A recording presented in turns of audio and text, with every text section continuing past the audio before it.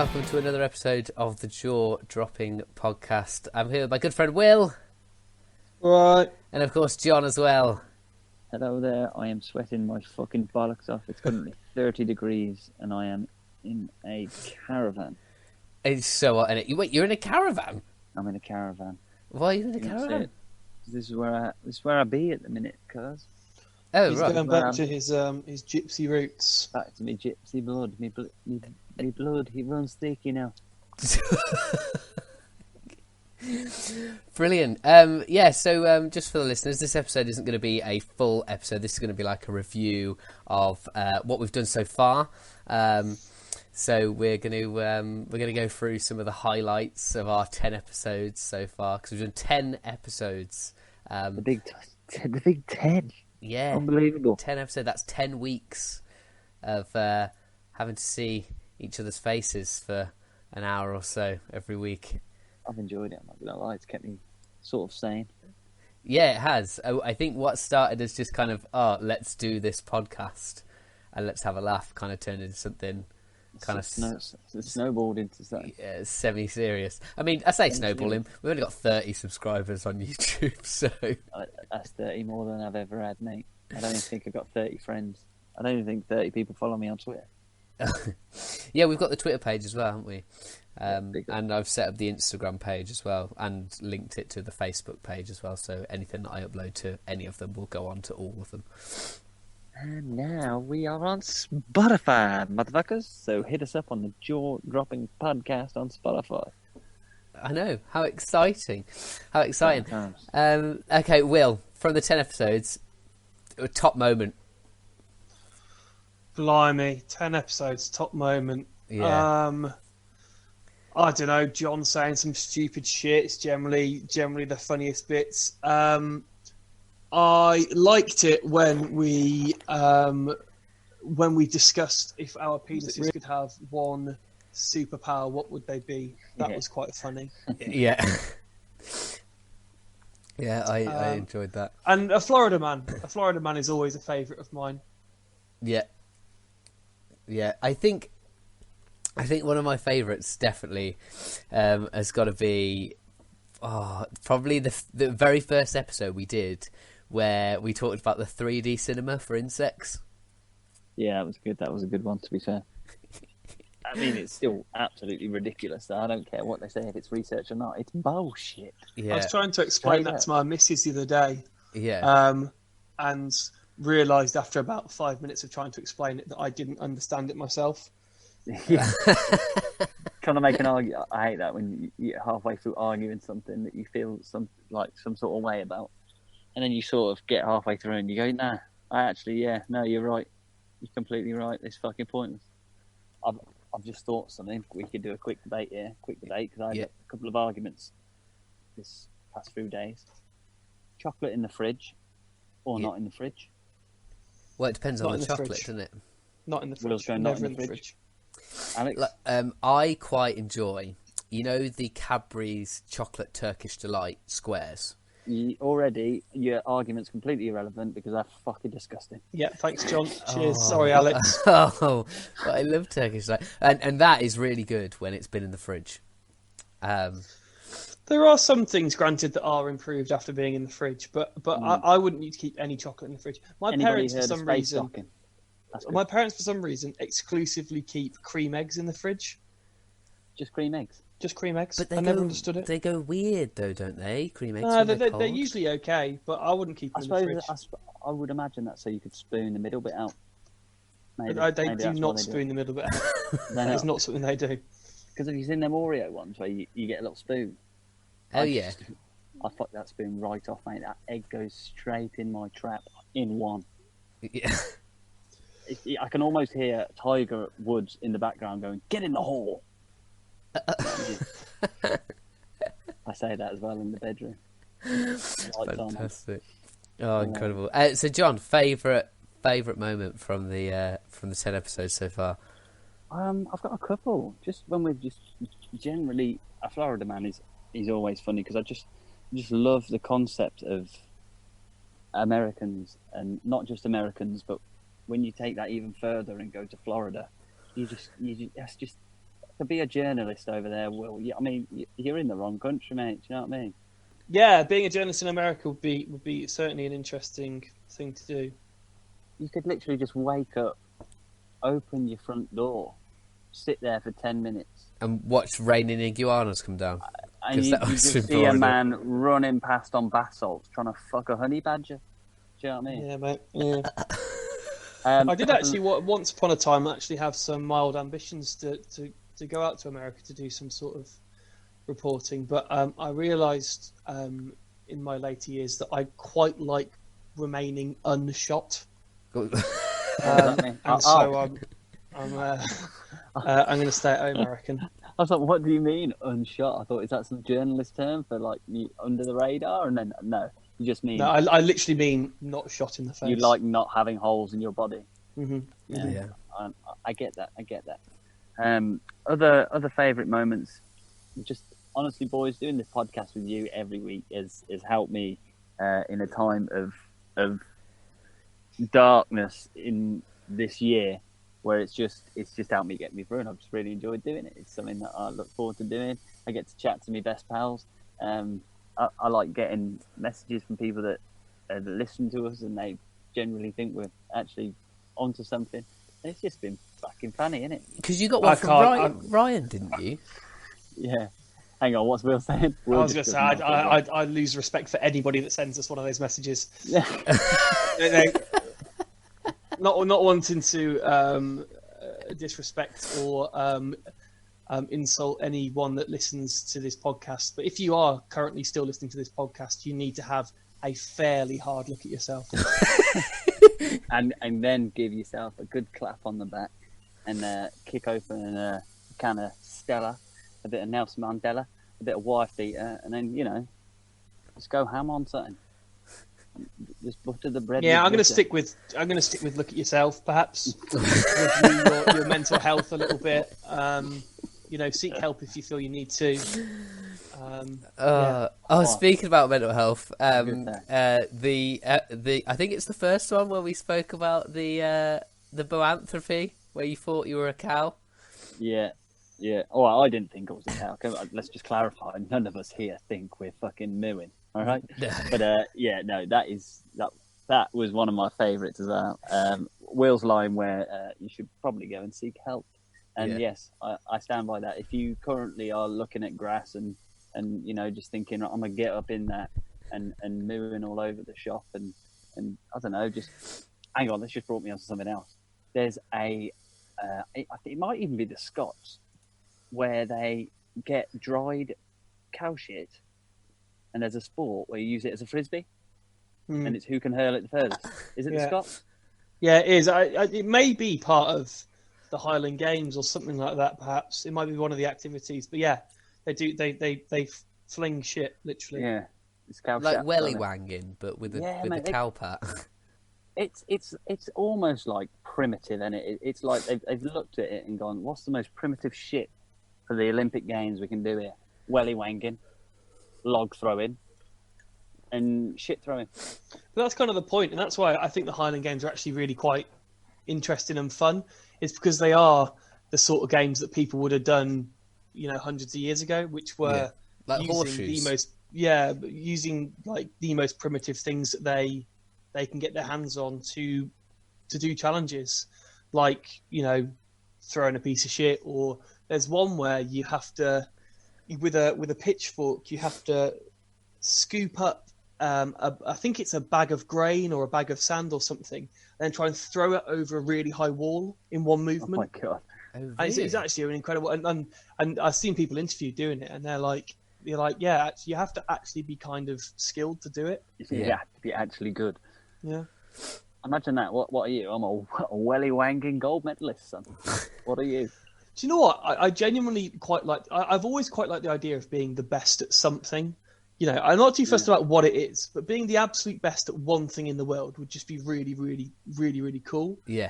And I've tried my hands at many a thing, and I've never come close. But something like that, I could perhaps actually win. Yeah. And because nobody does it anywhere else, then you're going to be the best in the world. I watched a video of there's an international shin kicking competition Oh God, yeah, I've seen this. And it's basically a form you kind of like grapple with the other person and then try and kick their legs out from underneath them. But basically, this random bloke just tried it out one year as a bit of a dare and ended up becoming the world champion and being the best at it without even doing it.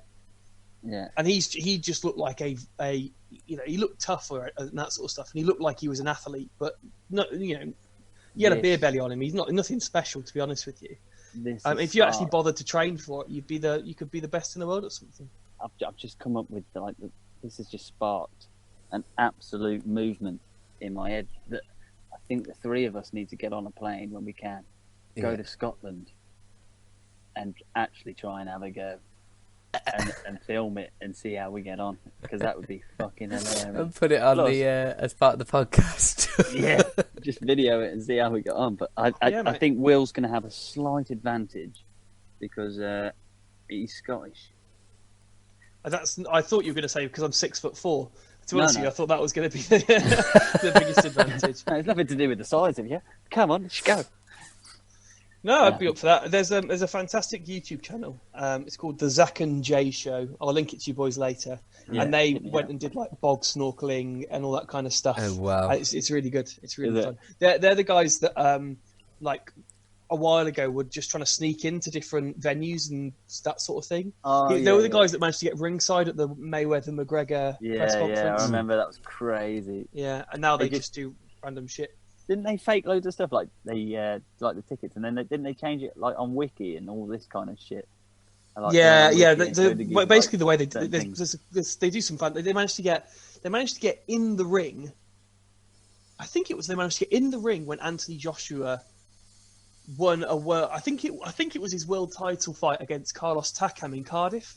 Possibly. No way. And he actually managed to get in the ring. And they follow loads of people on Instagram and Twitter, and people always post tweets and stuff going, "Oh, I'm going to the Anthony Joshua thing," and they have like their lanyards with what they are around their head, around their necks and wristbands and that sort of thing. Yeah. And then they basically just copy them, and then just with confidence they get there first. Just go and walk in, and they managed to get on the red carpet at the BAFTAs.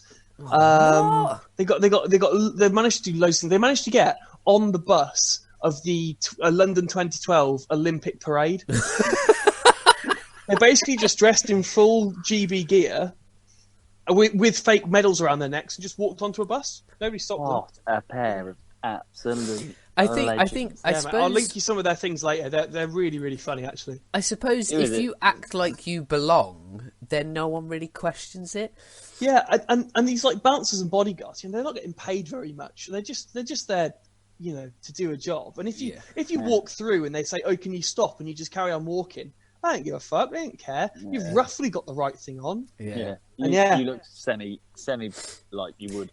Yeah, it's a bit like I watched a documentary on like base jumpers who do it in like London, and they climb like scaffolding and stuff, but they just put a height. Whoa. What do you mean they climb fucking scaffolding? Yeah, in London? Yeah, in London they climb to the tops of buildings and climb up scaffolding and things like that, and cranes and shit. What, and then jump off? And jump off and open the parachutes, yeah.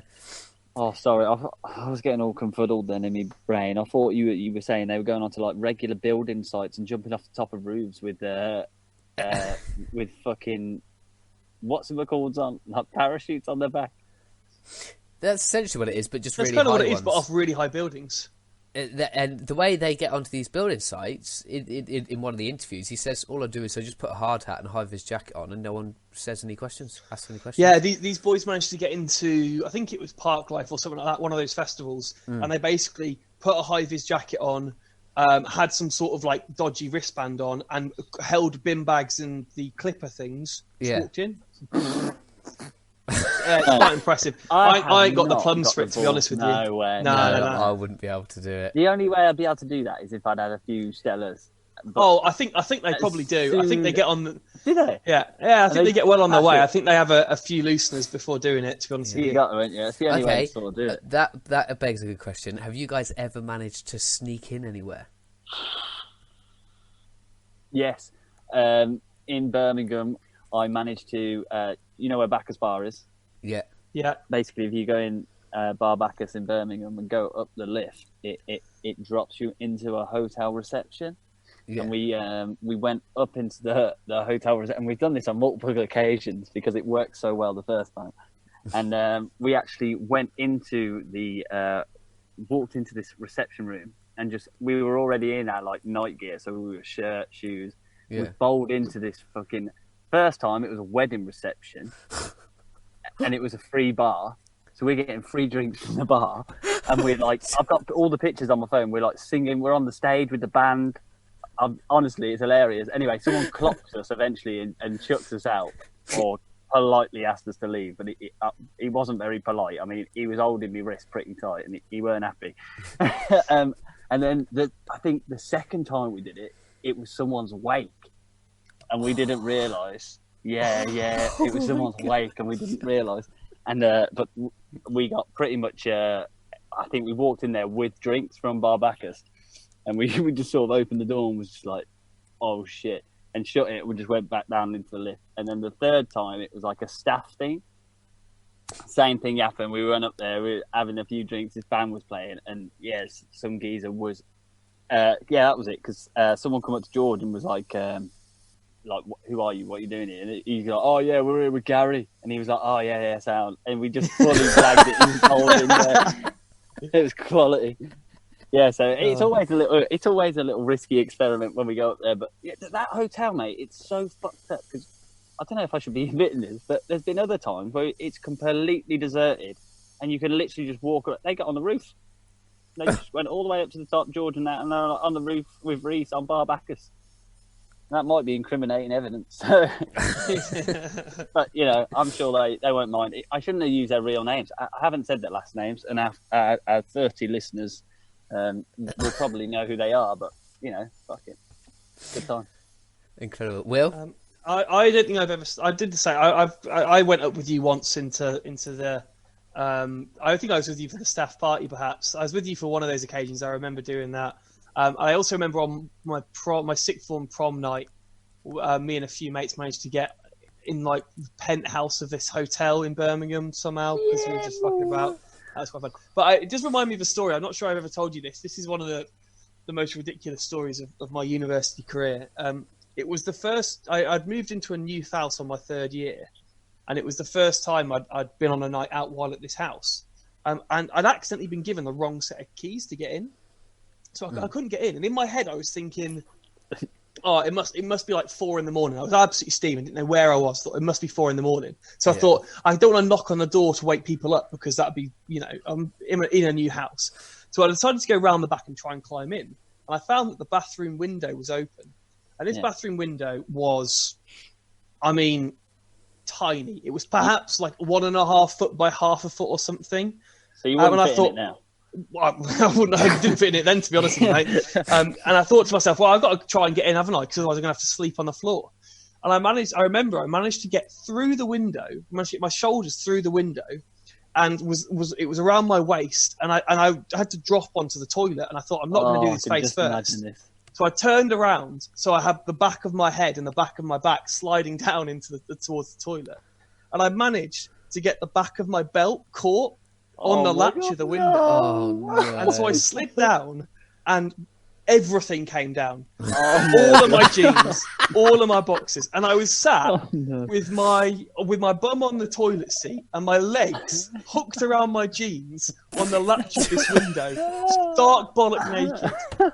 And I was just like, what do I do? How do I get out of this situation? I had to call for my friend who's in the room next door, who I was trying not to wake up in the first place, who came in, and he was like, you right there, mate? I was like, not really. And I think I need a hand. Stark bollock naked. And the worst thing about it was about 10:30 in the evening, so I could have just knocked on the door in the first place. Oh my god! You were steaming by 10:30. Oh yeah, I was. I think it was a football night out. I can't really remember, mate. And yeah, that was. Steaming when you wake up. I woke up the next day and I had down my back, the whole way down my back, this massive gash. Oh god! And I didn't even realise I'd managed to cut myself all the way down on this window on this latch of the window. But safe to say, I didn't forget my keys again that year. That is funny, man. Oh dear, Willy. Incredible. Yeah, literally. It was out. Ellie Chopper, go on out. What are you saying? See, I don't think I've got any epic stories like that. Mine are all like from when I was like 17, but the year on my ID said that I was 18, and I managed to get into like to go out in Worcester or get into like one of the pubs down Bromsgrove and stuff. Yeah. No, like exciting adventures where I've managed to get in somewhere that I wasn't supposed to be. Yeah, well, not off the top of my head, anyway. That reminds me of another occasion where me and Joe were going to a party or something in Bromsgrove. I think it was the old Grapevine. I don't know if it's still called the Grapevine anymore. The Ray because me, for people that don't know, me and my brother don't look that similar enough. And I always used to use his ID to go in because I was always quite a big lad, so people never really used to question me too much. Yeah. And I remember I used to use his ID. Yeah, and you look nothing like him. I look nothing like him. And I remember we got quite confident in using them because I used to go out probably since I was in my late 16s. We used to go out all the time together. And this one time we walked into the Grapevine and just didn't really think about it, that I was using his ID and he was using his ID. And these two bouncers looked at the IDs. We were both at two bouncers at the same time. And they looked at each other and were like, this is the same ID. It's the same ID. And me and Joe were just like, oh fuck, what have we done here? And I went, oh, it's my bad, because it was someone in your year's party, I seem to think, and I just went, oh, it's my bad. Joe, go in, I'll come back. But I came back in about 20 minutes, and he just let me in. Yeah, The guy didn't give a fuck really, but it was just that we were trying to get in at the same time on the same ID. The old bouncers at the Golden, mate, they were sound, mate. They always used to let us in. Yeah. Oh yeah, man. Quality times. Oh, mate, to be young again, mate. Fucking Well, I can't remember the last time I was in the Golden. no, neither can I, to be honest. I have to sort it out, haven't we? Yeah. At some point. Yeah, it'd be nice actually. Well, to be honest with you, I can't remember the last time I was home. This is a really depressing thing about the way with coronavirus at the moment. At least after July the 4th, we can head home again. But yeah, well, no, you can go home now. No, it's July 4th. Oh, is it? Yeah, July 4th. You can enter a house and also stay the night. But yeah, no, it's that's nice at least. Right, back to the podcast. So, Alex, you got anything else you wanted to chat about? Well, not really. I was thinking maybe of adding a new segment, which I thought would be fun, because we all kind of have our own little things. But I thought it'd be quite fun for one of us to do it, or we do it in turns, where we review a movie, but it's like a really shit movie, like Zombieva or something like that. Do you know what I mean? Did any of you check that out? After I did watch the trailer. It's absolutely ridiculous. But I think if one person starts it, let's say, I don't know, John starts it by watching some movie and gives us a small review on it, and then John will then suggest a movie to one of the other ones, and then we'll go round in that way. So then we'll all watch 3 movies. Yeah, in the next unless the other option we could do, I suppose, is that we all watch the same movie during a week, and then we come together on the Saturday or Sunday and then actually discuss what we thought of that film altogether, perhaps. Yeah, that would be good. And if people have any suggestions of what films we should watch, then we could start with Zombieva. I've not seen anything about it. But no, neither have I. I'll watch that at some point. I think it's on Netflix. I haven't watched it either. It is on Netflix. I haven't watched it either. It's just I saw someone posting about it, and I was like, "What in the fuck is this?" So yeah, that could be funny. And what else? I was going to say something. I can't remember what it is. Yeah. Because John's Theory of Everything is always a good laugh, and Florida Man I definitely enjoy. I've literally done one actual theory that I sat down and wrote. But when do names ever actually mean what? Exactly. This is meant to be a review podcast, and we've gone off on all kinds of tangents. it just is a podcast. But I suppose, what else is there to review? What are the best bits? Were there? It's all been fun. It has all been fun. I mean, the carbon footprint is size 10, which episode 2 is named after, is another classic. Because I tried to name them after something that really made us laugh, or something interesting in those podcasts. So that's why the most recent one is called like Bohemian 7, Blasphemy 7, no, Yeah, Beetroot yeah. 4, because it was just so funny. I do have something to talk about. I want to talk about this. Go on, then. Go for it. You know those fans, right, that don't have any blades and it's just a space and somehow it makes air blow? Yes. Oh, like the Dyson hairdryers. Yeah. What the fuck is that dark magic, right? Like, how the fuck does that work? It unnerves me. Matilda was like, "Oh, we should get one." Apparently, it's silent because I'm not a fan I'm not a fan of a fan at night because it makes a weird noise. But she was like, "Oh, it's silent, so you can do it." I was like, "No, I'm not inviting that fucking dark magic into my household." Mate, I'd be using it as some sort of fucking toy as well, because every time it turns around, I'd be chucking shit through it, mate.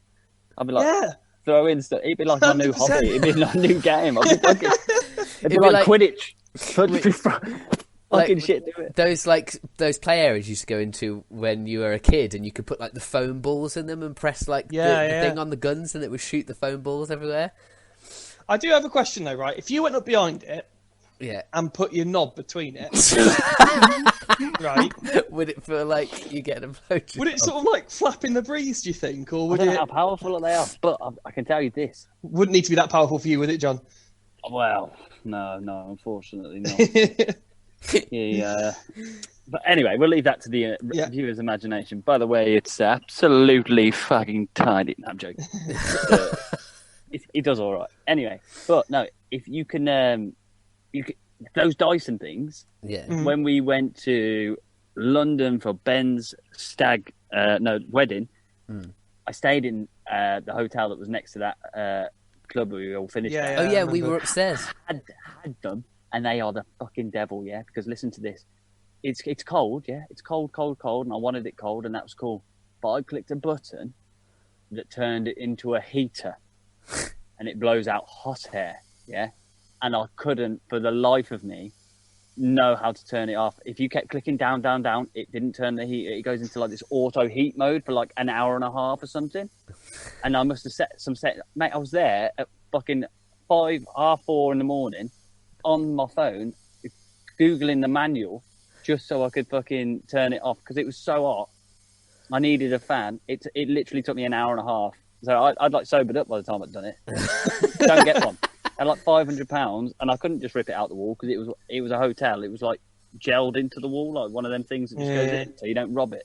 Oh, fucking fuming, mate. I think it was hot as well, wasn't it? It was a hot couple of days. Mate. It was hot. Yeah, the stag do, especially. I remember just being moist the entire time. Mate, fucking Callow or someone brought an airbed, and when I went to sleep, I was on a bed, and when I woke up, I was on sort of like some sort of collapsed crumpet, bro. I was just like, I was the butter that was just melted on it, and we'd been asleep for about 2 hours, and I was just like, you know what? And we're just gonna have to get up, and that was just after I saw. It was about 2 hours after I'd seen Ben drink a pint through his dirty sock and then throw up on himself. Oh, yeah. He went mate. He pulled an absolute. That went downhill that day, did. Oh, mate. Yeah. Really went that downhill. whole weekend. The problem was that because Joe had to fucking work, all of us were out from like 10 o'clock in the morning waiting for him to finish at 5 o'clock. Yeah, it was it was us three and Callow, wasn't it, in the pub for like hours. And and Ben was like, it was Ben's stag do, and he was like, "Oh, now I've got to work." What? Ben was literally. I remember going for a hunt for some playing cards. And you went in the French shop. Oh yeah, mate. Yeah, into like quite a nice area of London.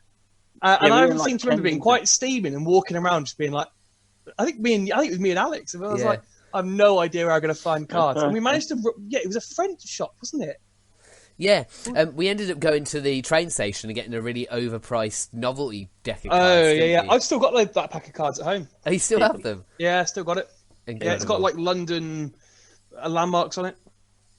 Yeah, we just had to do like fucking drinking games while we waited. And then, do you know what's the most annoying thing about that? Like, we all brought stuff for Ben, obviously.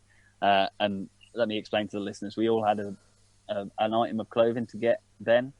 There's, 6 or 7 of us. I can't be asked to count. I'm going to say there was 7 in total. 6? Is there 6 of us? 7? No, there's 7. No, there's 6. Yeah. Is there 7? Yeah. Anyway, we all had to buy an item of clothing. And anyway, Ben, being Ben, actually looked all right in it. And he had like bright yellow tight trousers on. He had a crop top on, a fucking beret. He looked all the works. And then there was and me. Sandals. And then there was me in a bloody leopard's print thing. And as I shared the picture, people were like, "Oh, I thought it was meant to be Ben that was in fancy dress." And I was like, you know what? Go fuck yourselves. I remember from that stag because we were going into Joe. I think at the time was working at the V&A in London, and we were going into the museum or the art gallery, whatever it is. We did. I remember, and I was carrying the bag full of all of Ben's clothes that we were going to give him later on in the day. And the guy stopped me and said, "I need to, can you tell me what's in that bag?" And I was like, I don't know what's in it. No, I can't tell you. I genuinely don't know what's in this bag. And there was because I got accessories. I got that weird like jeweled belt with the glasses and the stuffed elephant that was such a bad idea. And I remember he was like, "Well, I've got to have a look into it," and I was like, "Well, have a look into it, but don't show me." His poor bouncer was like, "What the fuck are you doing? What's going on? What are you on?" I'm not liable for what's in that bag, so. Did you pack the bag yourself? No, I didn't. No, I didn't. I have no idea. That wouldn't have worked if the stag do was in fucking, I don't know, Zante or something, would it? Well, do you know what? Do you know what's hilarious is I remember going on a holiday with a group of friends to Turkey when I was probably 18, and we had a guy that was his name was Nat, but we used to call him Dennis, and I don't know why. We just used to call him Dennis, and we got him a bottle opener that was shaped like a penis with the word Dennis written in the side of it with a metal bottle opener on top of it. And we were flying out of this Turkish airport that was part commercial and part military. So they took their security really fucking seriously. And we hid it in his hand luggage as he went through the security. And I'll never forget his face. When they said to him, have you packed this yourself? And he said yes. And then it beeped as it went through, and they pulled out this dick. It was a girthy member, and they were like, "So what's this?" And he was like, "I don't know." And they were like, "But you said you packed your bag." And he was like, "I did." This massive Turkish military bloke. It was hilarious. Poor bloke. Asking him why he's got a dick with someone else's name on the side. Yeah, someone else's name on the side of it. Dennis. That's fucking right. Right then, should we end it there, boys? Yeah. I think I gotta go. I think that's it. Thanks for the review of the podcast. It's just turned into another podcast, so happy days, viewers. You've got more content. Stay tuned for season 2. Season 2. Is that what we're doing? A season every 10 episodes? I thought so, because it would just be it's a nice round number, isn't it? Can we do it in Romany numerals? Romany numerals. Season I and season I. Just like those Romany gypsies. Yeah, Romany gypsies. Oi, fuck off, man. I'm gypsing. Yeah, you are. Gypsum. You bastard. All right, gang. John, are you going to do an outro? No. Okay, fine, cool. Bye. The new season is there will be no end. Oh, fuck it. I might just have a seizure at the end of everyone. Yeah, good night, God bless. That's good. If I don't see you, we see you.